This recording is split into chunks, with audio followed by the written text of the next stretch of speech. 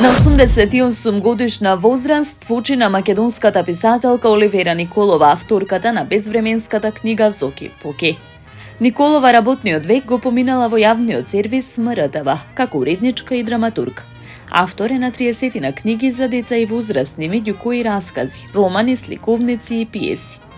Автор е на неколку телевизиски игри: Зоки Поки, ТВ куклена серија, Среќен пат Зоки, ТВ куклена серија со Глигор Поповски и Видое Подгорец, и Девојките на Марко, ТВ серија во 6 епизоди. Николова е добитник на повеќе награди и признанија, меѓу кои Рациново признание, Стале Попов, 2 пати ја освоила наградата Роман на годината, а беше одликувана и со орден за заслуги од поранешниот председател Стево Пендаровски. Член е на Друштвото на писатели на Македонија од 1963 година.